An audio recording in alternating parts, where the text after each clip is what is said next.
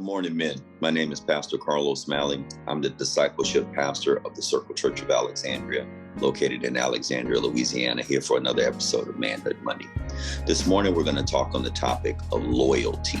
I'm going to read a text that comes out of John's Gospel, chapter 15, verses 13, and it reads, "Greater love has no one than this, than to lay down one's life for his friends."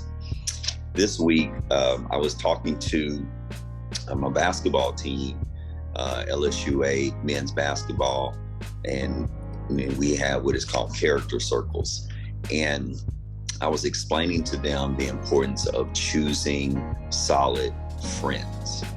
I can remember growing up and being a student athlete, we often wanted to hang around and wanted to be like the cool kids. And the average athlete is considered, quote unquote, a cool kid. Okay. They're charismatic, they're winsome, they're popular, and people migrate to that. They're cool. But when I really began to know some of my teammates and just other people throughout my life, I began to realize that some of these people had some major character flaws, and I was definitely one of them prior to Christ.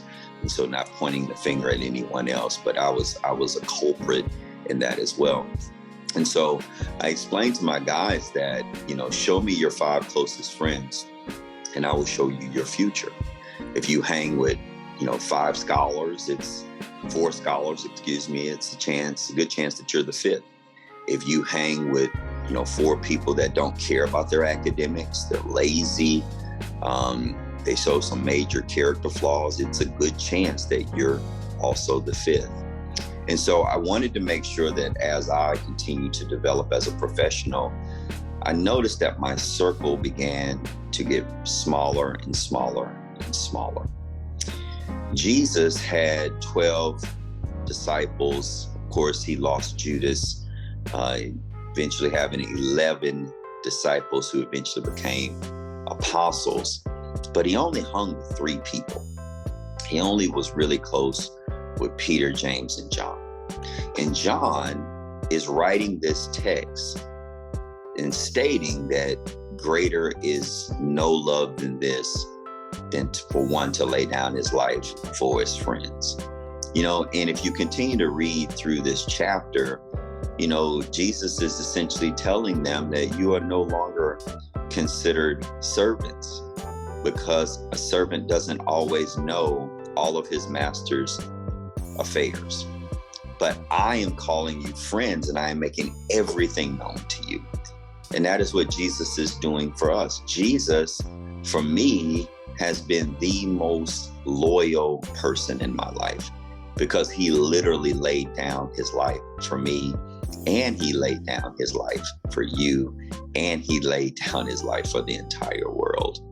And so when I'm hanging with people and I'm associating with people, I want to make sure that my circle is full of people that show me the characteristic of being a loyal friend. That's who I need at this stage in my life. I need someone who's going to be there for me. I need someone who's not going to be talking behind my back. I need someone who is going to support me. I need someone who is going to really affirm and hold me accountable. Being loyal doesn't always mean telling me everything that I want to hear. It's being there when I need you to be there. And I hope I can be the same for others as well.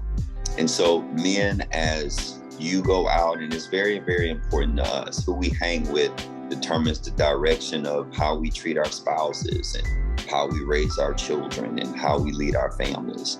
I certainly want to surround myself with men who love their wives, who believe in raising their children, being active in their lives, and also who love God. And so if those things are not prevalent in your life, yes, of course, I'm still your friend, but that inner circle, it has to consist of men that I know love God, love me, and want the best for me. And I hope that I can display the same friendship characteristics to those that have me in their circle. And so let us think about that throughout the day, throughout the week, that we want to exercise and practice the characteristic of loyalty. Jesus was loyal to us we need to be loyal to him. We need to be loyal to advance the kingdom of God. And I believe if we do those things, then we can truly walk out the text that says again, greater is no love than this, than one would lay down his life for one's friend. I hope I have been a good friend to you throughout the years. If I haven't, I ask you that you please forgive me. I ask that you, hey, tell me where I came up short at on that to any of my close friends. And I always like to leave you by saying, follow me and I will make you fishers of men. Take care. Have a wonderful week until we see each other again. God bless.